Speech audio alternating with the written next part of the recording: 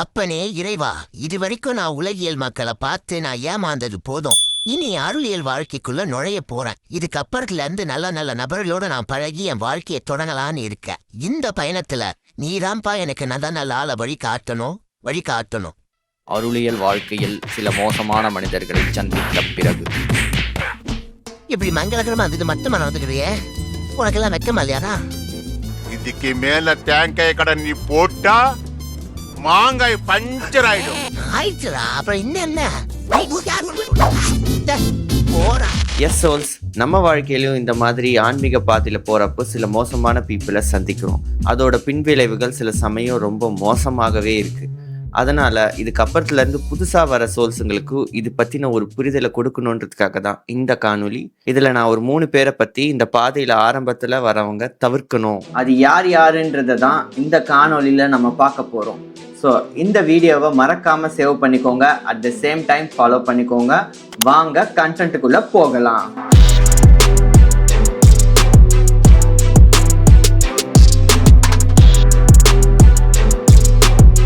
Type 1, spiritual boomer வகேரா.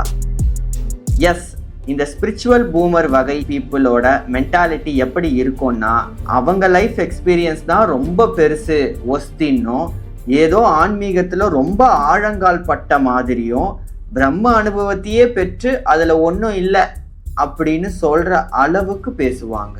இதில் highlight என்னன்னா, நீங்கள் இந்த பூமர் வகேரா பீப்புளுக்கு எவ்வளவு சொன்னாலும் புரிய வைக்கவே முடியாது. அதுலேயும் தனக்கு சின்னவங்க நல்லது சொன்னால் ஏற்றுக்கவே மாட்டாங்க. இந்த கடவுளர்கள் எல்லாம் சின்ன பையன் ரூபத்தில் வந்து அறிவு புகட்டுறது எல்லாமே இந்த வகையான பூமர் சோல்ஸுங்களுக்கு தான். எதிரில் இருக்கிறவனுடைய உடுப்பையும் உருவத்தையும் பார்த்து தான் இவங்க மதிப்பு கொடுப்பாங்களே தவிர எதிரில் இருக்கிறவனை ஒரு ஆன்மாவா கூட இவங்க பார்க்க மாட்டாங்க. ஆனா இவங்க ஆன்மீகத்துல தான் நானும் இருக்கேன்னு ரொம்ப பெருமையா சொல்லுவாங்க. இவங்களுக்கு பொறாமை என்பது ரொம்ப அதிகமா இருக்கும். யாராவது நல்ல அருள் அனுபவத்தை பகிர்ந்தா கூட அதை இவங்க அவ்வளவு சீக்கிரம் ரெகக்னைஸ் பண்ண மாட்டாங்க. அந்த அம்பாள் எனக்கு வரமும் தல்ல வாழ்க்கையும் தல்ல, கடவுளையே நம்பிட்டு இருக்கிற எனக்கே ஒண்ணு செய்யல, உங்களுக்கு எப்படி? சோ இப்படிப்பட்ட பூமர் வகேரா பீப்புளோட சேராதீங்க சோல்ஸ்.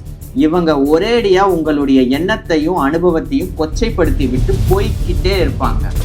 டைப் 2, யோலோ காய்ஸ் வகேரா. அவங்க பேர்லேயே நீங்க தெரிஞ்சுக்கலாம், அவங்க யூ ஒன்லி லிவ் ஒன்ஸ் என்ற கோட்பாடுல வாழறவங்க.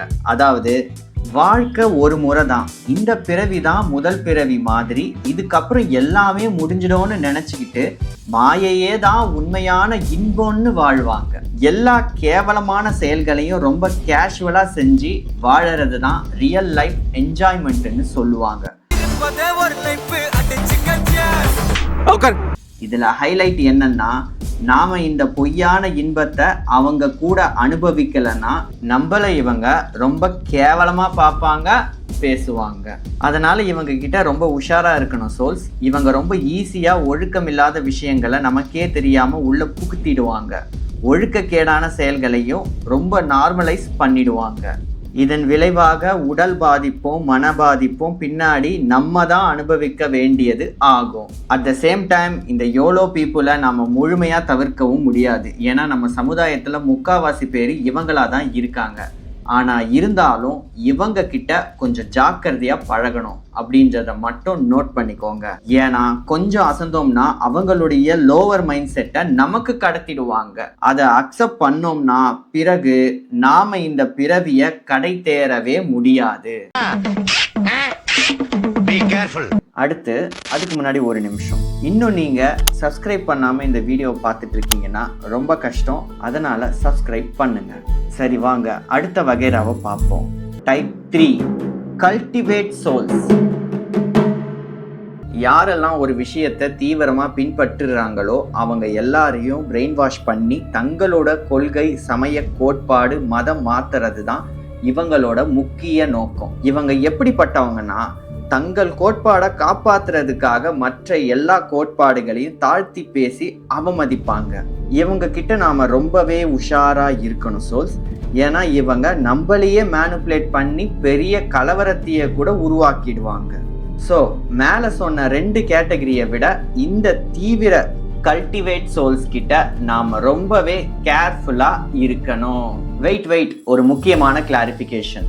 ஸ்பிரிச்சுவாலிட்டி என்பது எல்லாரையும் வெறுத்து ஒதுக்கிட்டு போறது இல்ல. யாரா இருந்தாலும் ஏத்துக்கிட்டு அரவணைச்சிட்டு போறது தான் உண்மையான ஆன்மீகம். ஆனா அதே சமயம் ஆன்ம பாதையில ஆரம்ப தரத்துல பயணிக்கிறவங்களுக்கு இந்த 3 வகைரா ஆளுங்க கிட்ட மாட்டாம அன்பா எல்லாரையும் அரவணைச்சு போற பாதையில தெல்ல தெளிவா பயணிங்கன்னு சொல்றதுக்காக தான் இந்த கருத்தையே தவிர யாரையும் தாழ்த்தி பேசி ஒதுக்குறது நம்ம நோக்கம் இல்ல. இந்த கருத்து உங்களுக்கு பிடிச்சிருந்தா முக்கியமான சோல்ஸுக்கு இந்த காணொலியை பகிருங்க. மேலும் இன்னும் ஸ்பிரிச்சுவாலிட்டியில பயணிக்கிறவங்க யாரெல்லாம் தவிர்க்கணும் அப்படின்னு நினைக்கிறீங்களோ அவங்க யாருன்றதை கீழே கமெண்ட் பண்ணுங்க, லைக் பண்ணுங்க. மேலும் இது போல பயனுள்ள காணொலியை பெறுவதற்கு NNA ஸ்பிரிச்சுவல் நெட்வொர்க் சேனலை ஃபாலோ பண்ணுங்க.